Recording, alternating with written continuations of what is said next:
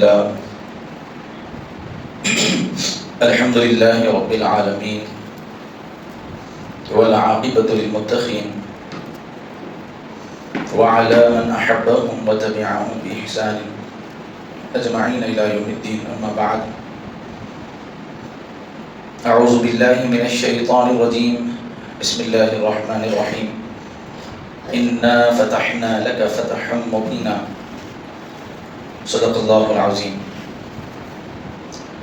إن الله وملائكته يصلون على النبي يا أيها الذين آمنوا صلوا عليه وسلموا تسليما. اللهم صل على سيدنا شفيعنا حبيبنا ونبينا ومولانا وملجانا محمد وبارك وسلم صلاة وسلاما عليك يا سيدي يا نبي الله صلی اللہ تعالی علیہ وسلم.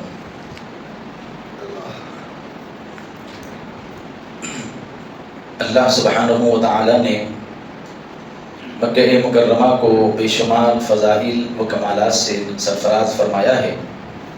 یہ وہ مقدس شہر ہے جہاں حضور پاک علیہ السلام کی ولادت باسعادت ہوئی. یہ وہ بابرکت شہر ہے جہاں کعبۃ اللہ شریف ہے، جہاں حجر اسود اور آب زمزم ہے، جہاں صفا مروہ اور میزاب احمد.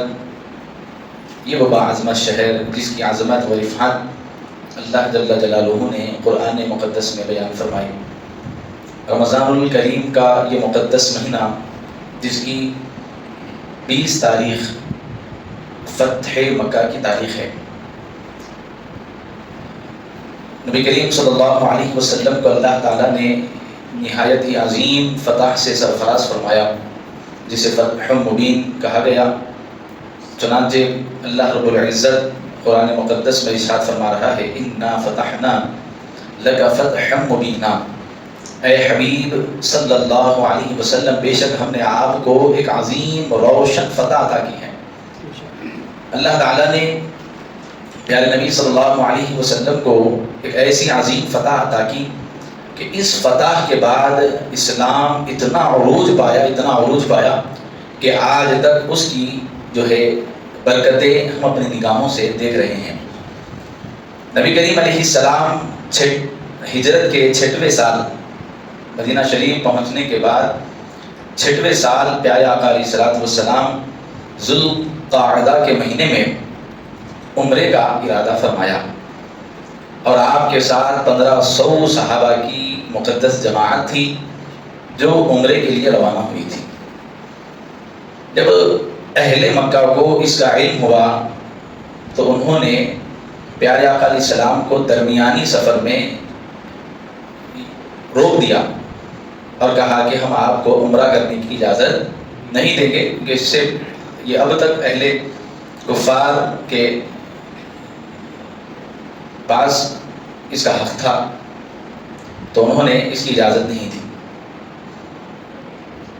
اور اہل مکہ یہ سمجھ رہے تھے کہ پیارے نبی صلی اللہ علیہ وسلم ایک بڑی جماعت کو لے کر ہم پر حملہ کرنے کے ارادے سے آ رہے ہیں. تو پیارے آقا علیہ السلام نے ان کو یہ حکم بھیجایا کہ دیکھیے ہم صرف عمرہ کریں گے، نہ ہمیں لڑنا ہے نہ ہمیں کسی بات پر کوئی آرگومنٹ کرنی ہے. ہم عمرہ کریں گے اور سیدھا اپنے اپنے مقاموں کو چلے جائیں گے. لیکن اس کے باوجود بھی وہ اس پر راضی نہیں ہوئے. پیارے آقا علیہ السلام نے جب یہ ارادہ ظاہر فرمایا تو اہل مکہ کی طرف سے 2-3 افراد گفتگو کے لیے آئے، تاہم کوئی حل نہیں نکلا. پھر سہیل بن عمرو ایک شخص آیا، بالآخر ایک معاہدہ طے پایا اور بغیر عمرے کے سب کو لوٹ جانا پڑا. اس حدیبیہ کے صلح نامہ میں من جملہ شرائط کے ایک شرط یہ بھی تھی کہ عرب کے قبائل سے کوئی بھی قبیلہ فریقین میں سے کسی کے ساتھ کوئی معاہدہ کر سکتا ہے. اس شرط کے مطابق 2 قبیلے بڑے بنو بکر قریش کے حلیف ہوئے اور بنو خزاعہ مسلمانوں کے حلیف ہوئے اور مسلمانوں کے حلیف قرار پائے. تو یہ 2 بڑے قبیلے تھے، آپس میں ان کی نجمتی تھی. تو ایک قبیلہ کافروں کے ساتھ ہو گیا ایک قبیلہ مسلمانوں کے ساتھ ہوا، بنو بکر اور بنو خزاعہ کے درمیان یہ سب دشمنی تھی، اور بنو بکر اپنی پرانی عداوت کی وجہ سے بنو خزاعہ سے انتقام لینے کے ارادے پر تھے اور قریش سے مل کر ان پر حملہ کر دیا۔ اس حملے میں قریش کے سرداروں نے ان کا تعاون کیا اور بنو خزاعہ کو قتل کرنے کے لیے بنی بکر کے پاس آدمی بھیجے اور ان کو تلواراں اور ہتھیار وغیرہ فراہم کیا۔ اس حملے کے سبب قریش کی جانب سے صلح حدیبیہ کا معاہدہ عملی طور پر ٹوٹ گیا۔ جو معاہدہ کیا گیا تھا وہ معاہدہ ختم ہو گیا، اور قبیلے بنو خزاعہ کے لوگ پیارے آقا علیہ السلام کی خدمت میں حاضر ہوئے اور آپ سے مدد طلب کی۔ پیارے آقا علیہ السلام نے قریش کے سامنے اس وقت بھی امن اور سلامتی کا جو ہے اظہار فرمایا اور 3 شرائط بیان کیے۔ اگر ان 3 شرائط میں سے کوئی ایک شرط بھی آپ رکھ لیں تو ہم قبول کرتے ہیں۔ وہ شرائط کیا تھے؟ بنو خزاعہ کے جو لوگ مارے گئے ہم ان کا بدلہ لیں گے، ہم ان کا بدلہ لیں گے۔ پہلی شرط یہ ہے، بنو بکر جو قبیلہ تھا وہ ان لوگوں کو مارا تھا، جو پیارے آقا علیہ السلام نے پہلی شرط کیا رکھی؟ ہم ان کا بدلہ لیں گے۔ دوسری شرط یہ رکھی، قریش بنو بکر کی حمایت کو چھوڑ دے، یا ان کو جو اس میں سازش رچے ان کو ہمارے حوالے کر دو، ہم ان کو بدلے کے طور پر جو بھی ان کے ساتھ معاملہ کرنا ہے کر لیں گے، نہیں تو پھر ان سے آپ کا آج کے بعد کوئی تعلق نہیں۔ کافروں کو یہ پیغام بھیجے سرکار، یا ان لوگوں کو آپ ان کے حال پہ چھوڑ دو، نہیں چھوڑتے ہم ان کے ساتھ رہنا چاہ رہے ہیں تو پھر لوگ جو غلطی کرے اس کی سزا ان کو ملے گی۔ پھر تیسری چیز جو حضور نے فرمائی، حدیبیہ کے معاہدے کی برخاستگی کا اعلان کر دیا جائے۔ اب آپ کے اور ہمارے درمیان کوئی کمپرومائز نہیں، اب تک جو ہو گیا ہو گیا۔ حضور پاک علیہ السلام کے اخلاق کریمہ دیکھیے آپ کہ 2 بڑے قبیلے ایک کافروں کے ساتھ ہیں اور ایک مسلمانوں کے ساتھ۔ تو بنو بکر نے کافروں کے ساتھ مل کر سازش رچ کر بنو خزاعہ پر حملہ کیا اور ان کو جو ہے ان کے حق مارے اور ان کے خلاف آئے۔ جب یہ بات پیارے آقا علیہ السلام کو پہنچی تو حضور پاک علیہ السلام نے اس وقت بھی اہل کفار سے اعلان جنگ نہیں فرمایا، بلکہ ان کو اب بھی امن کی دعوت دی، کہا کہ ہم آپ سے نہیں لڑیں گے، لہذا 2 شرطیں مان لو آپ، یا وہ قاتلوں کو ہمارے حوالے کر دو تاکہ بدلہ لے لیں، یا پھر آپ ان سے بائیکاٹ کا اظہار کر دو۔ اگر یہ بھی نہیں کر سکتے تو پھر تیسری شرط یہ ہے کہ آپ کے اور ہمارے درمیان جو بھی صلح تھی اب تک، اب وہ صلح کا معاملہ ختم۔ اچھا، اسی کے درمیان ایک وہ عظیم واقعہ بھی پیش آیا۔ جب پیارے آقا علیہ السلام کو درمیان میں عمرہ کرنے سے روک دیا گیا تھا تو آقا کریم علیہ السلام نے مسلمانوں کی جانب سے حضرت عثمان بن عفان کو مکہ روانہ فرمایا تھا کہ جاؤ جا کے ان سے بات کرو، ہم کوئی زیادہ وقت وہاں نہیں گزاریں گے، عمرہ کر کے ہم سیدھا جو ہے واپس چلے جائیں گے۔ تو حضرت عثمان بن عفان بھی احرام کی حالت میں تھے، پیارے آقا علیہ السلام کے ساتھ تھے۔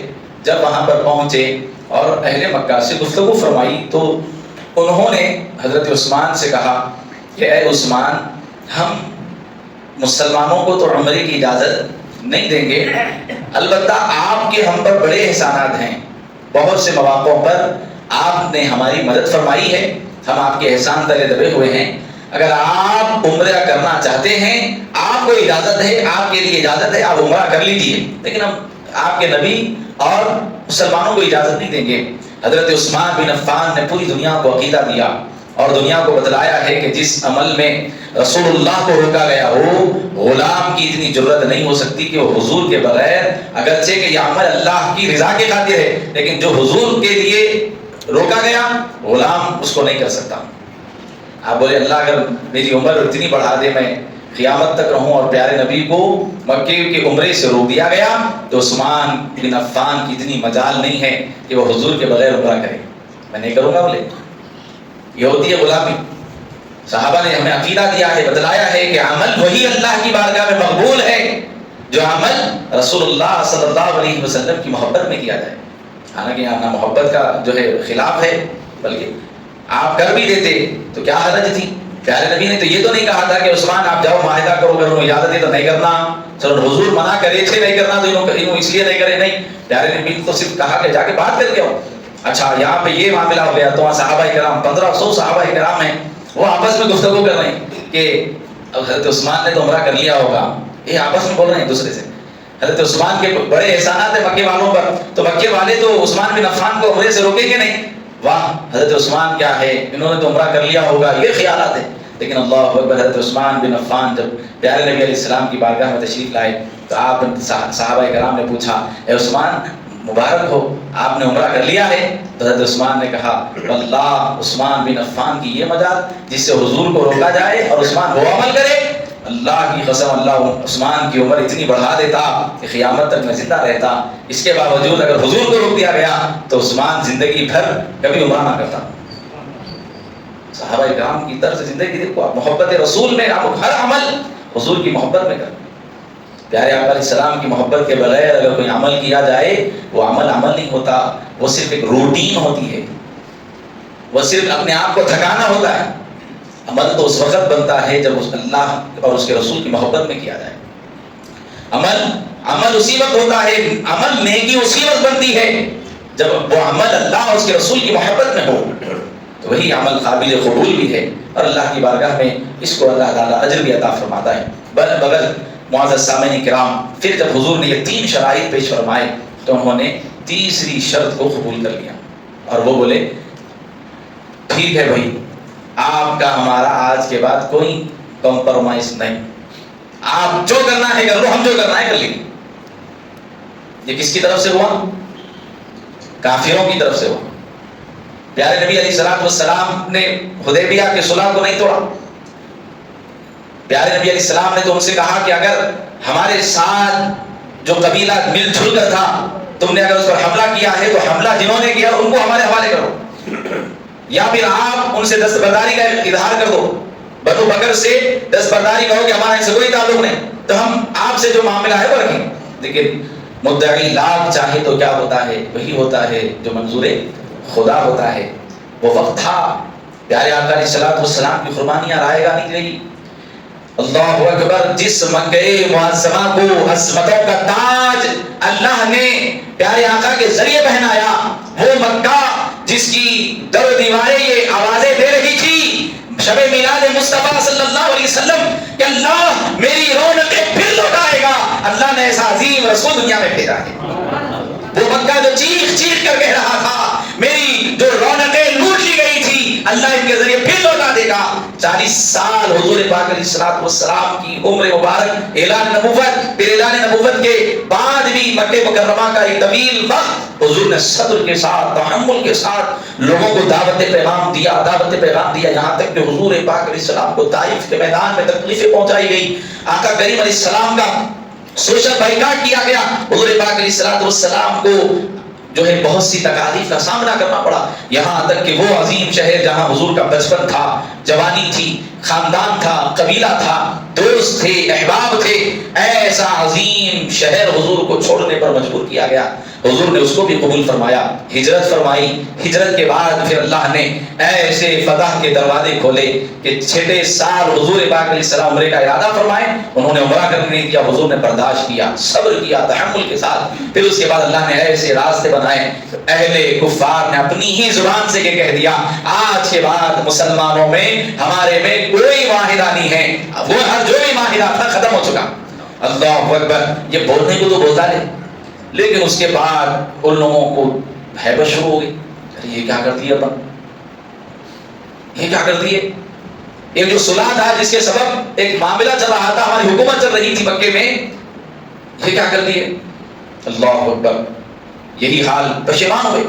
ابو سفیان سے سب نے کہا تم جا کر ان سے معاہدے کی تجدید کی بات کرو، ہم پھر آپ سے معاہدہ کرنا چاہتے ہیں، لیکن پیارے آقا علیہ السلام نے اس کو منظور نہیں فرمایا، کہا کہ اب کوئی معاہدہ نہیں ہوگا۔ حضور پاک علیہ السلام نے صحابہ کرام کی طرف اور قبائل کی طرف حلیف بھیجے اور فرمایا کہ تیاری کر لو، تیاری کرو۔ خاموشی کے ساتھ معرکے کی تیاری ہوتی رہی اور اس کا مقصد یہ تھا کہ اہل مکہ کو معاملے کی خبر نہ ہو۔ امام مواہب الدنیا نے اس کو لکھا، حضرت حاتب بن ابو بلتعہ نے قریش کو ایک خط لکھا اور انہوں نے اہل قریش کے لیے ایک پیغام بھیجا کہ دیکھو مسلمان تیاری کر رہے ہیں، یہ عام لفظوں میں بولتے ہیں مخبری کرنا، تو انہوں نے مخبری کی اور ایک خط لکھ کے خاتون کے حوالے کیا اور حوالے کر کے کہا کہ یہ جا کے مکے کے والوں کو دے دو تاکہ ان کو یہ پتہ چل جائے کہ مسلمان اب جو ہے بڑی تعداد میں مکے پر حملہ کرنے والے ہیں۔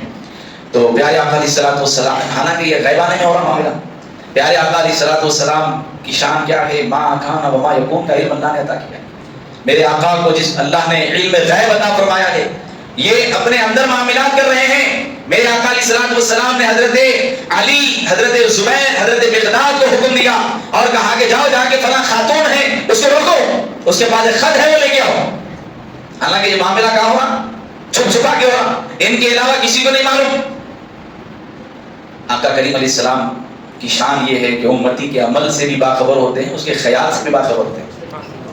پیارے آقا علیہ الصلوۃ والسلام دلوں کا حال بھی جانتے ہیں اور امت کے اعمال سے بھی باخبر ہیں۔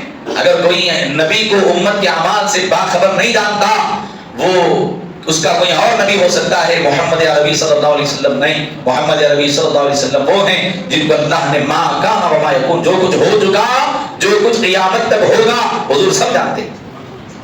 یہ تینوں نکلے، اس خاتون کو پکڑا، جب اس پر زور ڈالا انہوں نے کہا کہ ہاں ہاں مجھے جو ہے یہ خط دیا گیا۔ یہ خط لے کر پیارے آقا علیہ الصلوۃ والسلام کی بارگاہ میں جب وہ صحابہ تشریف لائے، حضور نے حضرت حاتب سے اس کی دریافت، اس کی وجہ دریافت کی، کیا وجہ تھی آپ؟ انہوں نے کہا یا رسول اللہ، نہ میں نے اپنا دین چھوڑا ہے، نہ میں مرتد ہوا ہوں، میں مسلمان ہوں۔ میں نے اہل مکہ کو صرف اس لیے خط لکھا کہ مکہ مکرمہ میں میرے اہل و عیال رہتے ہیں، وہاں میرا کوئی اور رشتہ دار نہیں جو ان کی خیر خواہی کرے، خبر گیری کرے۔ میرے سوا دوسرے مہاجرین کے رشتہ دار مکہ مکرمہ میں موجود ہیں، وہ ان کی خبر گیری کرتے رہتے ہیں۔ مجھے اس بات کا مکمل یقین ہے کہ اللہ تعالیٰ مکے والوں کو شکست دے گا، مجھے یقین ہو گیا، یعنی میں سمجھ گیا ہوں اب مکہ فتح ہونے والا ہے۔ تو میں چاہتا تھا کہ میرے گھر والے، میرے رشتہ دار اس سے بچ جائے تاکہ ان کو خبر ملے تو احتیاط کر لے۔ تو حضور پاک علیہ الصلوۃ والسلام نے فرمایا کہ حاتب نے سچ کہا ہے، یعنی ان کی نیت میں کوئی برا ارادہ نہیں تھا۔ بولے یا رسول اللہ تو فتح آپ کی ہے، لیکن پھر بھی میرا دل چاہتا تھا میں اپنے گھر والوں کو، اپنے رشتہ داروں کو جو ہے خبر کر دوں تاکہ وہ جو ہے آگے بڑھ کر کسی طرح کا کوئی جو ہے رویہ اختیار نہ کرے جس کی وجہ سے ان کو نقصان ہو۔ تو پیارے آقا علیہ السلام نے کہا کہ حاتب کے معاملے میں ہمیشہ خیر کی بات کرنا، کبھی ان کے مخبری کے اس معاملے کو لے کر کوئی ان کے لیے بدگوئی نہیں کرنا۔ میں بول دیا، بات ختم۔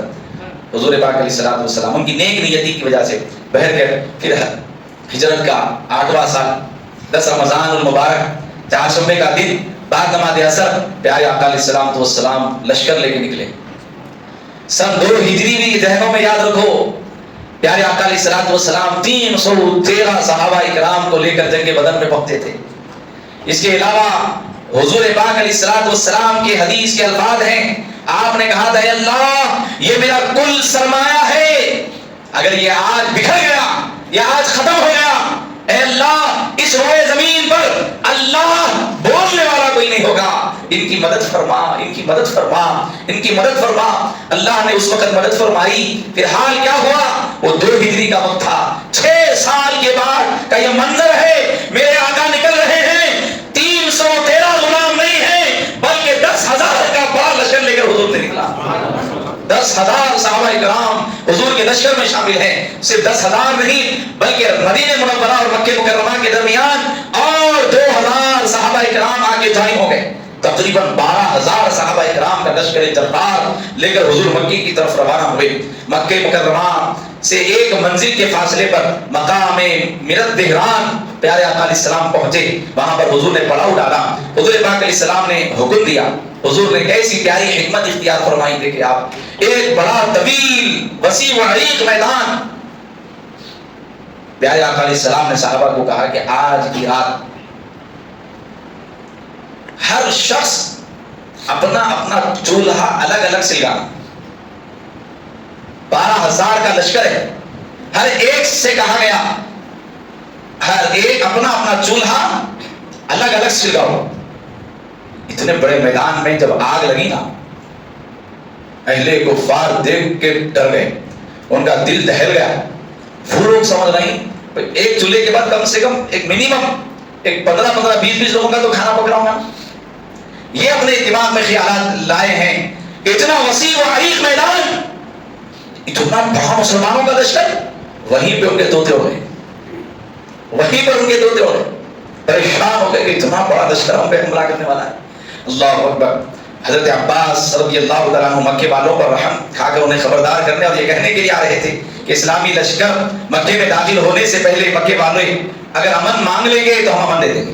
حضرت عباس جا کے بولے ابھی بھی اجازت, آپ کو ہم بول رہے ہیں اگر امن چاہتے ہو اب بھی اجازت ہے, آ جاؤ, امن ہے, اگر کوئی آنا چاہ رہا آ جاؤ. ابو سفیان نے مشورہ کیا. حضرت عباس رضی اللہ تعالیٰ فرمایا رسول اللہ کی خدمت میں چلو. جب وہ حاضر ہوئے تو حضرت عمر اور دیگر صحابہ کرام نے انہیں دیکھ کر فرمایا دشمنوں کا سردار ہمارے قبضے میں. حضرت عباس ابو سفیان کو لے کر فوراً بارگاہ نبوی میں گئے اور کہا یا رسول اللہ میں نے ابو سفیان کو بنا دی ہے. چنانچہ حضور پاک علیہ السلام نے کہا کہ میں نے ابو سفیان کو معاف کر دیا ہے. پھر حضور پاک علیہ السلام نے جب یہ کہا کہ میں نے ابو سفیان کو معاف کیا, پھر حضور کی شان رحمت کے جلووں کو ملاحظہ فرمائے. آپ نے سخت تکلیف دینے کے باوجود, کون ہے ابو سفیان؟ اللہ اکبر, اللہ اکبر. تاریخ اسلام نے دیکھا ہے حضور کی کھل کر اور حضور پاک علیہ السلام کو جتنی تکلیفیں پہنچائی گئی ان میں اکثر حصہ ابو سفیان کا اور ان کے گھر والوں کا ہے. ہاں, لیکن حضور پاک علیہ السلام کی بارگاہ میں جب وہ آئے تو حضور نے اپنی رحمت عالمین کا اظہار فرمایا اور ان کو وہیں پر معاف کر دیا. ٹھیک ہے, معاف ہے, امن دے دیا جائے. حضرت عباد بن عبد المطلب نے فرمایا جب صبح ہوئی تو میں نے حضرت ابو سفیان کو حضور کی بارگاہ میں پیش کیا. تو حضور نے انہیں دیکھا تو فرمایا ابو سفیان اللہ تجھ پہ رحم کرے, ابھی کیا وہ وقت نہیں آیا کہ تو اللہ کی تو یہ مان لے کہ اللہ کے سوا کوئی معبود نہیں. تو آپ کو یہ 3 مرتبہ حضور نے کہا تو پھر آپ نے کہا کہ میں توحید اور رسالت کی گواہی دیتا ہوں اور میں نے اسلام قبول کر لیا. جب صحابہ کرام نے قریش کے افراد کو حضور کی خدمت اقدس میں پیش کیا تو حضرت ابو سفیان بن حرب نے اسلام قبول کیا.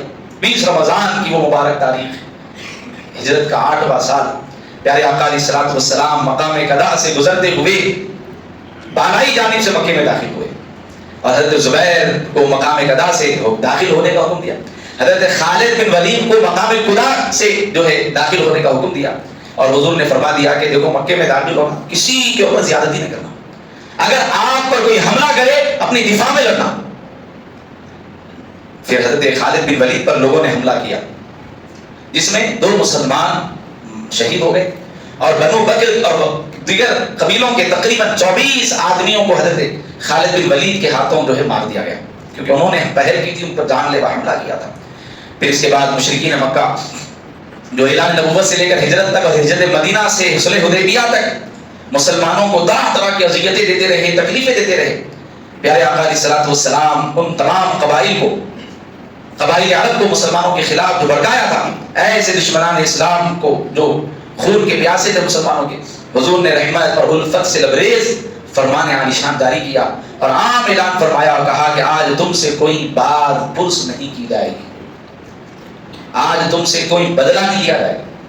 پیارے آقا علیہ السلام کا وہ خطبہ جو حضور پاک علیہ السلام نے دیا تاریخ انسانی کا عظیم الشان خطبہ تھا. پیارے آقا علیہ السلام نے کہا سب سے پہلے لا الہ الا اللہ وحدہ لا شریک لہ صدق وعدہ ونصر عبدہ وہزم الاحزاب وحدہ. حضور نے کہا اللہ کے سوا کوئی معبود نہیں, اس کا کوئی شریک نہیں, اس کا وعدہ سچا ہے اور سچا ثابت ہوا ہے, اس نے اپنے بندوں کی مدد فرمائی اور محض اسی نے تمام گروہوں کو شکست دی. کیا بول رہے ہیں, یہ جو شکست ہے تمہاری اللہ کی طرف سے اور یہ جو جیت ہے یہ اللہ کی طرف سے. ہماری قوت, ہماری طاقت آج اتنے ہو گئے ہم اس لیے جیت گئے نہیں بول رہے ہیں, اللہ کی مدد سے جیتے. تو کبھی بھی اللہ اگر کامیابی دے تو اپنا ہنر اس کے اندر شامل نہیں کرنا, اللہ کی مدد ہے اس کے اندر, اللہ نے کامیابی دی ہے. کبھی زبان سے یہ نہیں بولنا اللہ کے کرم سے جو مدد ہوئی ہے وہ اپنے آپ پر لے کر یہ کہتے ہیں یہ تو میرا کمال ہے, نہیں, ہمارا کچھ کمال نہیں ہے, اللہ کے کرم سے یہ کرم ہوا. پھر آقا کریم علیہ السلام نے کہا الا کلو, فرمایا سن لو, ہر موریثی استحقاق, ہر خون اور مال جس کا دعویٰ کیا جائے وہ میرے ان دونوں قدموں کے نیچے ہے. پھر فرمایا بجز خدمت بیت اللہ کے حق اور حجاز کو پانی پلانے کے حق کے. پھر فرمایا سن لو جو خطائے قتل ہوا وہ کوڑے اور لاٹھی سے آمدن قتل کیے جانے والے کے مشابہ ہے, بس اس میں دید مغلدہ ہے، یعنی 100 اونٹ ہے، جن میں سے 40 ایسے اونٹ ہوں گے جن کے پیٹ میں بچے ہو. حضور نے دید لی، اور یعنی جان کے بدلے جان کا مطالبہ نہیں فرمایا. پھر آقا کریم علیہ السلام نے کہا یا ایھا الناس انا خلقناکم من ذکر وانثى وجعلناکم شعوبا وقبائل لتعارفوا ان اکرمکم عند اللہ اتقاکم ان اللہ علیم خبیر. آقا کریم نے کہا اے لوگوں، ہم نے تمہیں ایک مرد اور ایک عورت سے پیدا کیا، اور ہم نے تمہارے گروہ اور قبیلے بنائے تاکہ تم ایک دوسرے کو پہچان سکو. بے شک تم میں سب سے زیادہ شریف اللہ کے نزدیک وہ ہے جو تم میں زیادہ تقویٰ اختیار کرنے والا ہے، یقینا اللہ خبیر ہے، علیم ہے. آقا کریم علیہ السلام نے کہا. پھر اس کے بعد حضور پاک علیہ السلام نے فرمایا کہ اے گروہ قریش، میں تمہارے بارے میں جو کچھ کرنے والا ہوں اس کے متعلق تم کیا رائے دیتے ہو؟ آج سے پہلے جو کچھ بھی تمہارے رویے میرے ساتھ ہوئے، جو کچھ بھی ظلم ستم مسلمانوں کے خلاف کیا گیا، میرے متعلق جو کچھ بھی سازشیں تم نے آج سے پہلے رچی، وہ کچھ کارنامے جو تم نے کیے تھے، اب بتاؤ تو اس کے بدلے تمہارے ساتھ کیا سلوک کیا جائے. دنیا عالم میں کسی نے ایسا بھی مالک دیکھا ہو جو اپنے غلاموں کو یہ کہہ رہا ہو کہ تم نے جو زیادتیاں کی ہیں، بتاؤ اس کے بس تمہارے ساتھ کیا سلوک کیا جائے؟ اللہ نے حضور کو یہ شان عطا فرمائی. پیارے آقا علیہ السلام کی مبارک زبان سے یہ جملے نکلے ہیں.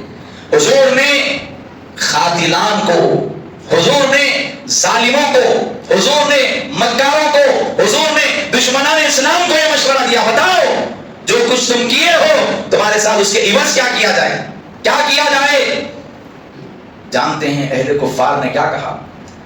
اہل کفار پیارے آقا علیہ السلام سے کہا یا رسول اللہ، ہم تو آپ کو بھلائی کی طرف ہی دیکھتے ہیں، ہم نے آپ کو ہمیشہ رحم کرنے والا پایا ہے، کیسا بھی وقت ہو آپ نے ہمیشہ رحم کیا ہے. ہم آج بھی اس مقام پر کھڑے ہو کر یہ کہتے ہیں اگر آپ ہماری گردنیں ہمارے دھاؤں سے الگ کر دے تو کوئی غلط نہیں ہے، کیونکہ ہم نے وہ کام کیے. اگر ہمارے جسموں سے ہمارے ہاتھوں کو جدا کر دیا جائے تو کر دیا جائے، کوئی غلط کام نہیں کر رہے ہیں، آپ حق کر رہے ہیں. ہمارے ساتھ جو بھی آپ کا سلوک ہو وہ حق ہے، ہم اس کے مستحق ہیں. لیکن یا رسول اللہ صلی اللہ علیہ وسلم، ہم نے آپ کو ہمیشہ رحم کرنے والا پایا ہے. کون بول رہی ہیں؟ اپنے نہیں بول رہے ہیں، غیر بول رہے ہیں. اپنے تو اپنے ہیں بولتے، غیر کا بولنا کمال ہے. آج کے یہ غیر جنہوں نے حضور کی سیرت کو نہ پڑھا نہ سنا، یہ تو حضور کی زندگی کو براہ راست دیکھ رہے ہیں، اور دیکھ رہے ہیں تو کس نوعیت سے دیکھ رہے ہیں؟ دشمنوں کی نوعیت سے دیکھ رہے ہیں. انہوں نے حضور کی بارگاہ میں اقرار کر دیا کہ ہم نے آپ کو ہمیشہ انصاف کرنے والا پایا. آج کوئی اگر اٹھ کر 1400 سال کے بعد یہ کہے کہ معاذ اللہ حضور پاک علیہ السلام نے فلاں مقام پر یہ حق تلفی کی ہے، تو معزز سامعین کرام کوئی پشیمان ہونے کی ضرورت نہیں ہے. وہ مکے کے کفار اقرار کر رہے ہیں، تو آج کے لوگ جنہوں نے دیکھا نہیں ہے ان کی بات کی کیا ویلیو ہے؟ نہیں، ان کی بات کی کیا ویلیو ہے؟ یہ مکے کے لوگوں نے تاریخ گواہ ہے، انہوں نے کہا کہ اے محمد رسول اللہ، اے محمد بن عبداللہ، ہم نے آپ کو ہمیشہ رحم کرنے والا پایا ہے. آقا کریم علیہ السلام نے کیا کہا؟ حضور نے کہا اذهبوا فانتم الطلقاء، جاؤ آج کے بعد تم آزاد ہو. سب کو معاف کر دیا، سب کو معاف کر دیا ہے. معزز مکرم سامعین کرام، یہ وہ عظیم خطبہ ہے جس کو اپنے آپ نے سماعت فرمایا. پیارے آقا علیہ السلام نے مکہ فتح کیا، اور یہ وہ مقام تھا جاء الحق وذهب الباطل ان الباطل كان زهوقا. حق آ گیا، باطل مٹ گیا، اور باطل کو مٹنا ہی تھا. وہ آیا ہی تھا تو آیا کہ باطل. تو یاد رکھو وقت کا فرعون کتنا بھی بڑا ہو، ایسے کئی فرعون آئے چلے گئے، اسلام کا کچھ بگاڑ نہ سکے. اور قیامت تک اسلام وہ مذہب ہے جو باقی رہنے والا ہے. ہر مذہب ختم ہو جائے گا، جو باقی رہے گا وہ اسلام باقی رہے گا. اس کو مٹانے والے مٹ گئے، ان سے بڑے طاقتور بھی کوئی تھے نہیں تھے، لیکن اللہ نے مسلمانوں کو فتح مبین عطا فرمایا.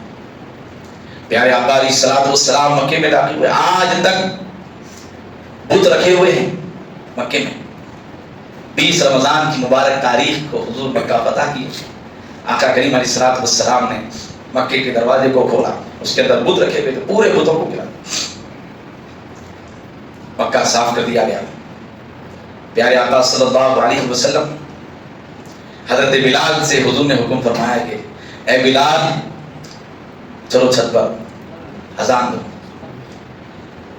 حضرت شیخ الاسلام عارف باللہ امام محمد انوار اللہ فاروقی علیہ رحمت و رضوان لکھتے ہیں جیسے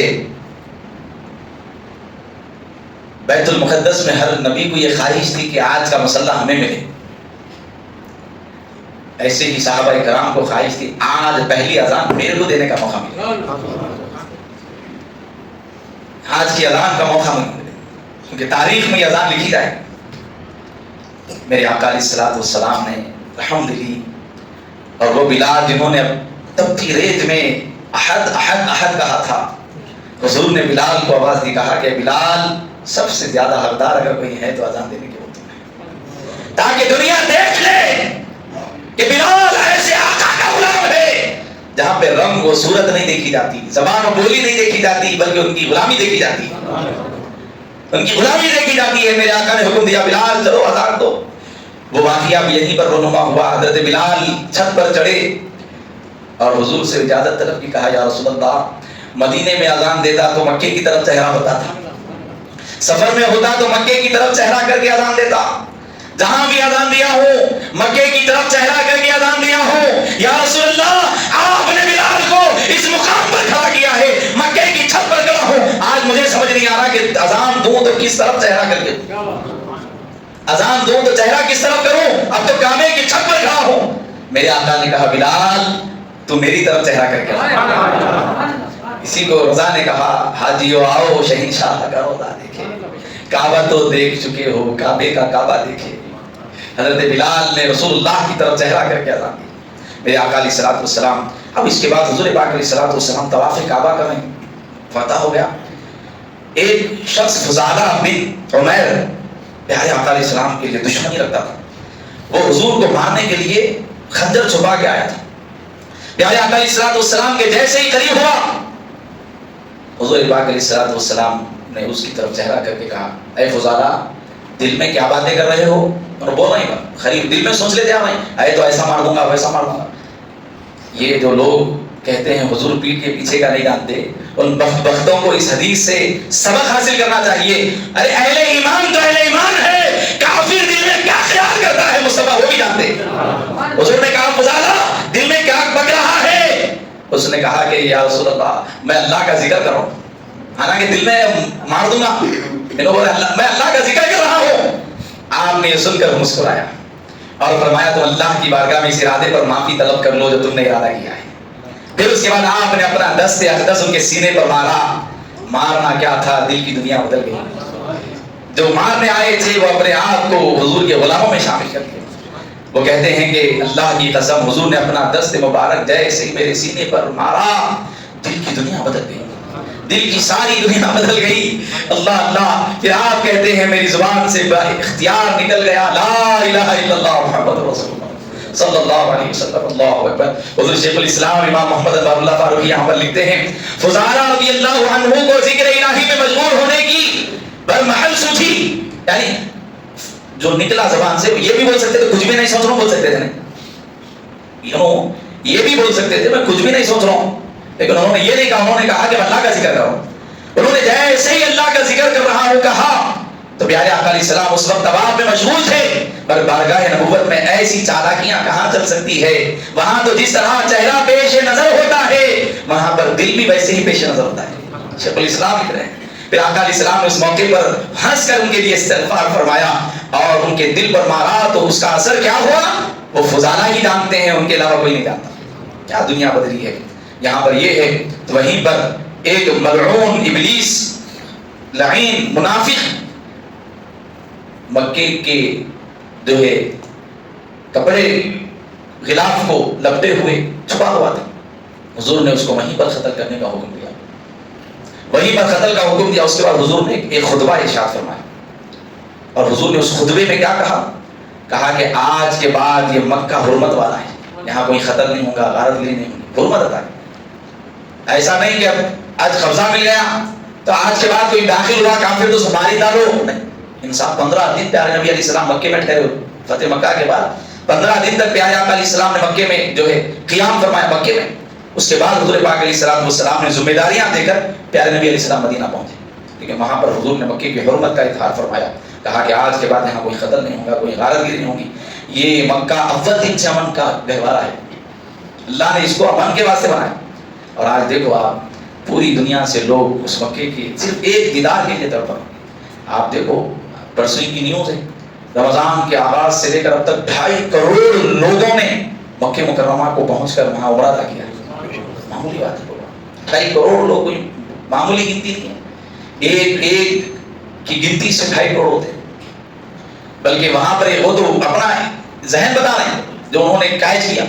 ایسے نہ جانے کتنے ایسے ہوں گے جو وہیں رہتے رہتے عمرہ کر لیے، اندازہ نہیں کر سکتے. معزز سامعین کرام، اللہ نے مکے کو وہ مقام عطا کیا ہے، وہ مقام کا دن 20 رمضان کریم ہے.